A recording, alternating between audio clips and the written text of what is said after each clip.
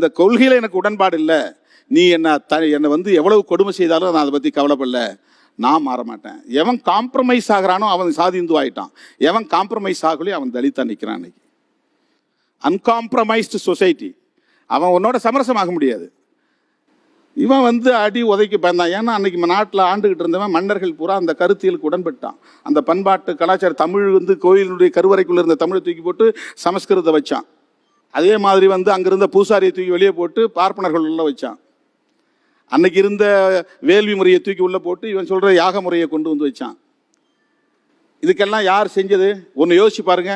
இன்னைக்கு எந்த டிஸ்டர்பன்ஸும் இல்லாமல் நீ இருக்கிற இடத்துல நீ இருக்கிற, நான் இருக்கிற நான் இருக்கிறேன், இந்த சோஷியல் ஆர்டர் எப்படி உருவாகி இருக்க முடியும்? எந்த ஆர்டருமே through violence only you can establish. நீ வந்து ஒரு ஆர்டர், ஒரு ஒழுங்கு நீ உருவாக்குறனா, ஒழுங்குனாலே வன்முறையிலிருந்து பிறப்பது தான். நான் வயலன்ஸில் ஒழுங்கே உருவாகாது. வாதியாரே குச்சி எடுத்தாதான் ஒழுங்கா உட்கார் ஒழுங்கா உட்கார் அடித்தாதான் வந்து ஒழுங்கா உட்காருவான். வன்முறையிலிருந்து தான் ஆர்டர் உருவாகும், ஒரு சோஷியல் ஆர்டர். அப்போ பெண்கள்னா இப்படி தான் இருக்கணும், ஆண்கள்னா இப்படி தான் இருக்கணும், சேரின்னா இப்படி தான் இருக்கணும், ஊருனா இப்படி தான் இருக்கணும், உனக்கு ஒரு கோயில் இவனுக்கு ஒரு கோயில், உனக்கு ஒரு குளம் இவனுக்கு ஒரு குளம், உனக்கு தனி மந்தை இவனுக்கு தனி மந்தை, உனக்கு தனி களம் உனக்கு தனி களம். இவ்வளவு பெரிய சோஷியல் ஆர்டரை எப்படி உருவாக்கி இருக்க முடியும்? Through power, through political power, law and order. சட்டத்தின் மூலம்தான் ஒழுங்குபடுத்துகிறான்.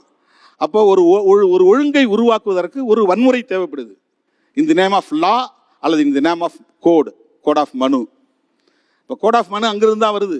ஒரு சோஷியல் ஆர்டரை உருவாக்குவதற்கான ஒரு சட்டம் அது. அது ஒரு மேனிஃபெஸ்டோ, அது ஒரு கோட்பாடு, அது ஒரு சட்டம்.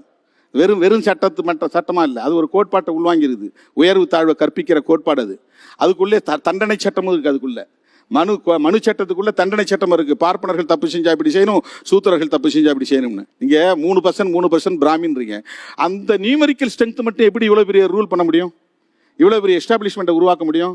இவ்வளவு பெரிய சோஷியல் ஆர்டர் உருவாக்க முடியும்? Without support from OBC.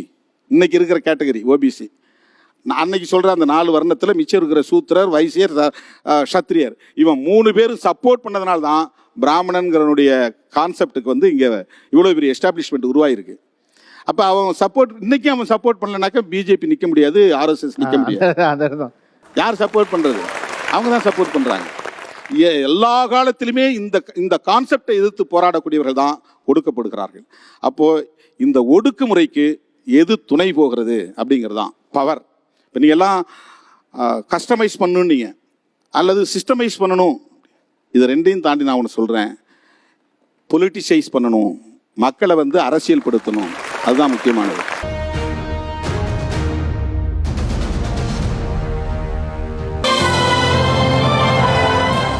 இப்போவே ZEE5 ஆப்பை டவுன்லோட் பண்ணுங்க. உங்க ஃபேவரட் ஷோக்களை எங்கேயும் எப்போதும் இலவசமா பாருங்க.